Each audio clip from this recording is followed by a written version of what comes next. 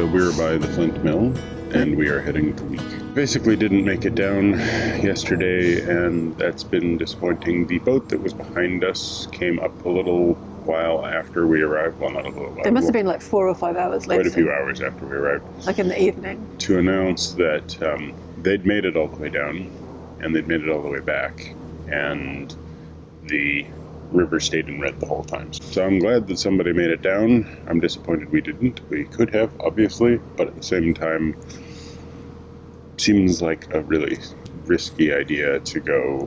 It probably, I'm certain it invalidates the insurance. Like if you go against the recommendations of like the authority saying, do not travel on this river, and you travel on the river, then you got no case for insurance.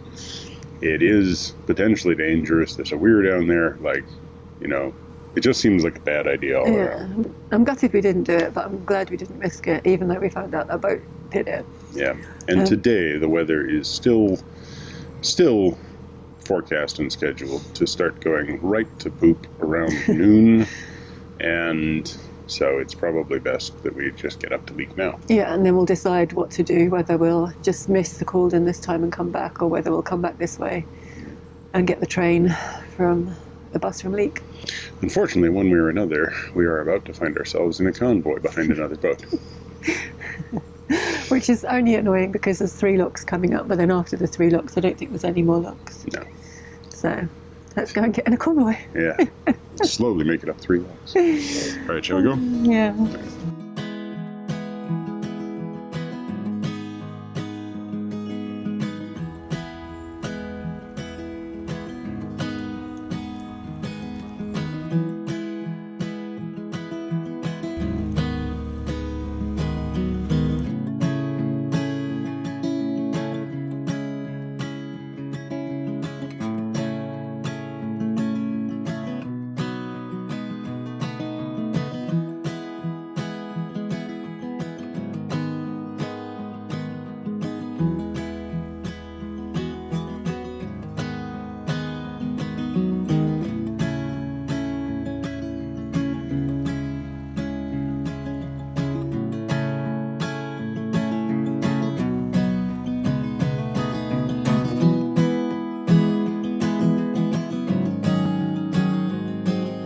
The section of canal between our moorings at the Flint Mill in Chettleton and Denford is lush and green and surrounded by woodland. There are some lovely offside private moorings here too.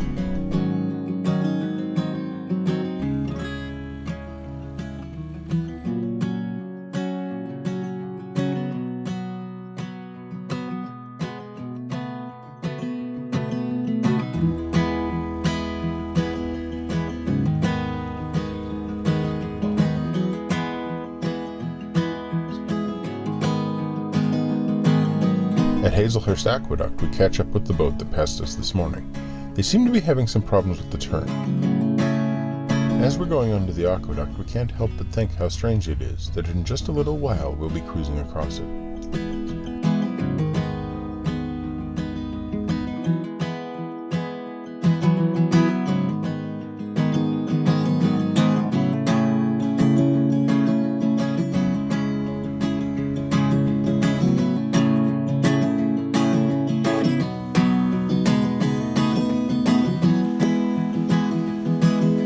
The boat in front is a hire boat, and they very kindly set the next lock for us after they leave it.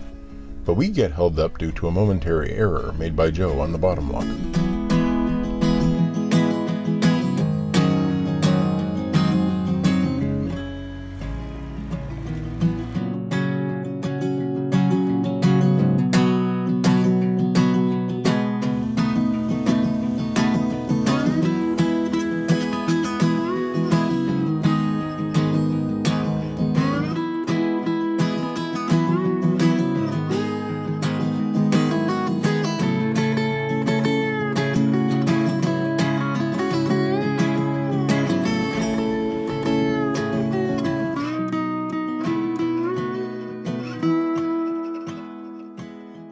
The turn onto the Leek Branch is quite sharp. I think I could probably have made it, but to be safe I decide to cruise onto the winding hole a couple of bridges along.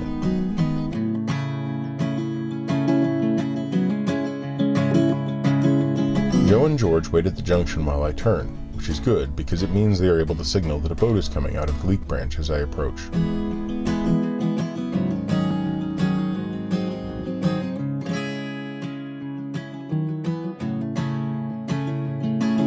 The Leek Branch runs for 3 miles from Hazlehurst Junction. It was opened in 1800. It feels quite narrow in places, and there's less room through the bridges. It also has some noticeably shallow stretches.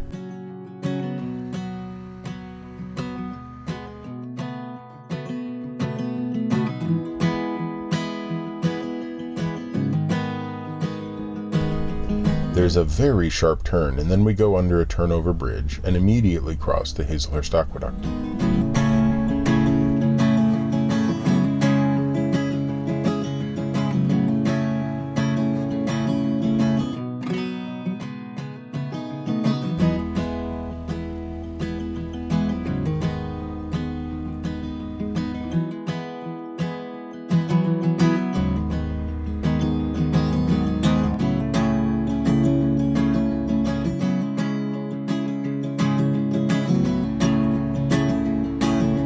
This is the highest point on the Trent and Mersey. We are now 484 feet above sea level, and there are some lovely views from here.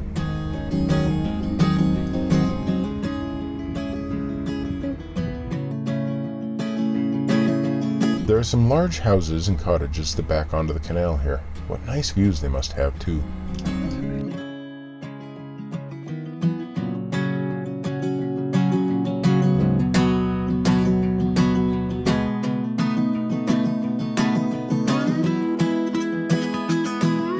As we come around this bend, we spot a boat coming towards us. Their positioning is fine, but for some reason they react to us by steering in the wrong direction, directly across our path. We have nowhere to go, as we are already hugging the towpath. If this ever happens, the best thing to do is to try and stop the boat, but they are too busy trying to correct their steering to think to drop their speed, so we get quite a bump from them. Our poor new blacking. I drop Joe and George off so they can walk over the tunnel. I have to make quite a hard turn to line up with it, so it's only at the last second that I can see down its length and find that it's clear. It's not particularly long, but it's quite narrow and very damp inside.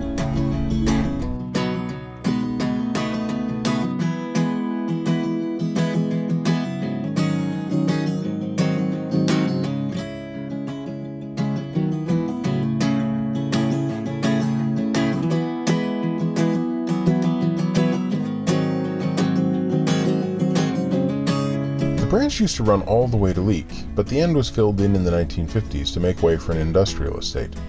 It's such a shame, especially as we now have a 20-minute walk to get to the town centre.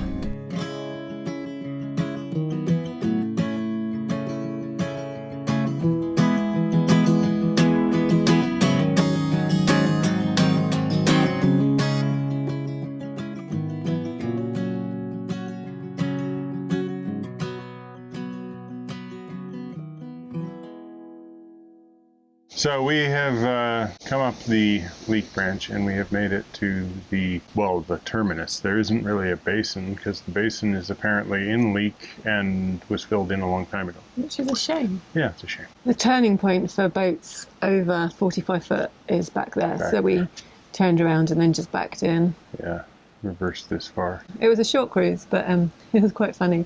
Just as we left, a boat went past us and then they were incredibly slow, which is absolutely fine.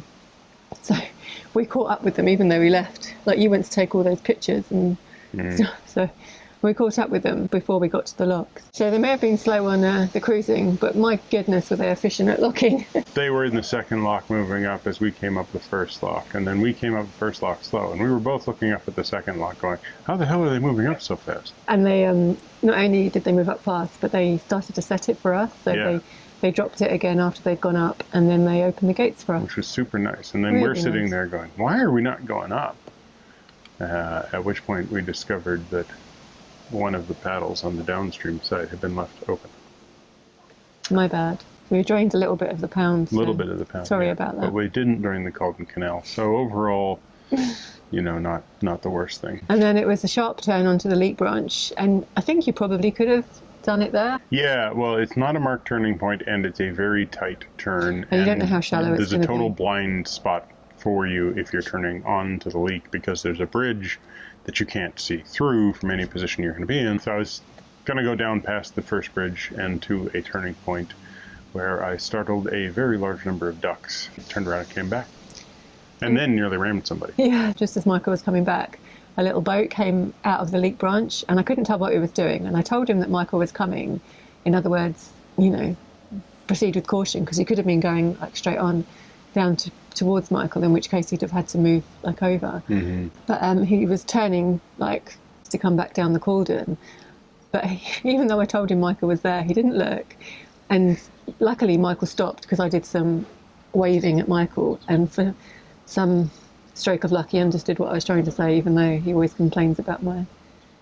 I don't always complain. There's the time. I complain when they're unintelligible. But this one was, you know, there's a salmon coming down this way, wiggly woggle. Anyway, he worked out I was like, I think I know what she's saying. He worked out there was a boat coming, and he stopped, which is a good job, because this other boat just didn't have a clue that Michael was there. No, it was really funny from my perspective, because the boat comes squeezing over, and he is looking at his wife, who's holding two dogs. So his boat's coming over like this towards the locks, and he's very busily concentrating on the turn. And then finally, at the last second, he sort of turns around, sees my boat like 3 feet off of him, and is just like, "Oh God!" So yeah, he had a brief moment of, oh, that's what she was saying. Speaking of gestures, one of the ones that we use most often is going up in locks, like, because Michael's usually driving, he'll control how much water comes in, unless I forget and I just fill up. And when he wants more water, he'll go like that, just meaning raise the paddle up. Yeah, or take it down. If I'm ready to raise it and I think it's okay, I'll ask him, should we go up? So I went up, and he's down in the lock, and he was going, what? I'm like, do you want me to go up? Okay, in my defense, when she does this, she's normally standing right beside one of the paddles, like you're either raising it or lowering it. But she was in the middle of the lock, and yeah, there were some other people who were there. You were trying to tell them whether or not to go up or down. So you're sort of standing in the middle of the lock doing this. Should we go up? Should we go up? And I'm like, one what? One what? Oh, so yeah, that was definitely me just going... Having a bit of a block. Yeah, just a little bit of an early Alzheimer's moment or something. And I'm just like, nope, one something. No idea. So we didn't actually come far down the Leek Branch, because you can't come very far. And it's quite narrow, and there's a lot of moored boats, a lot of moorings. It's quite rural, but there are quite a lot of houses that back onto the canal. There's like a little village around Bridge 6. Right. And there's some larger houses there. And then there's quite a few sort of obviously large properties. Yeah.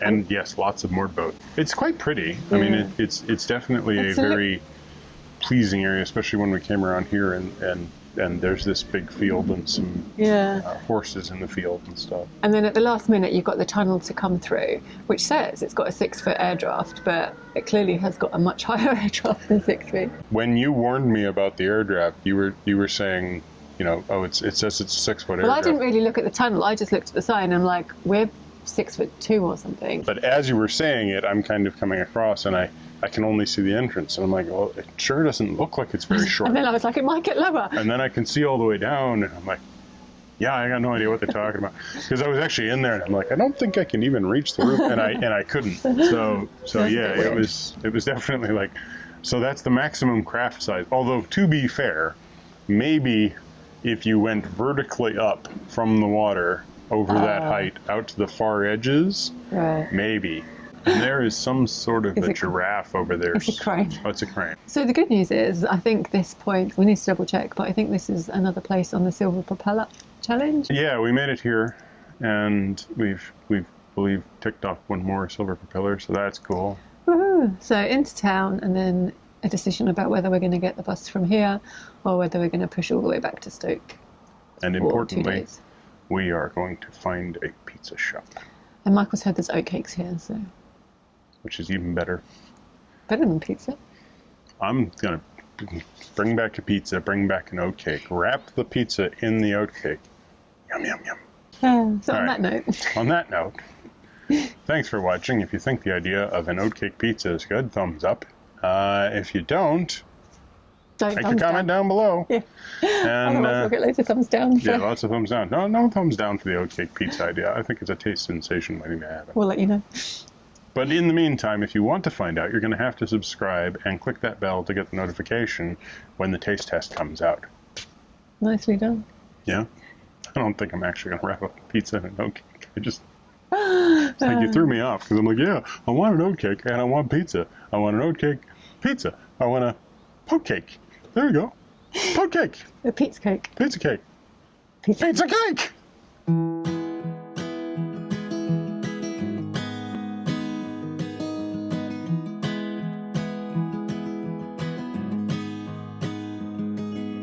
Filled in the 1950s to make way for an industrial estate. It's such a shame, especially as we now have a 20-minute walk to get to the town center. Thank you. And oatcakes. And halloumi fries. And rain. And rain. So much rain. And the largest amount of time ever spent in a photocopy shop. And the largest amount of time ever spent waiting outside a photocopy shop. Which was worse.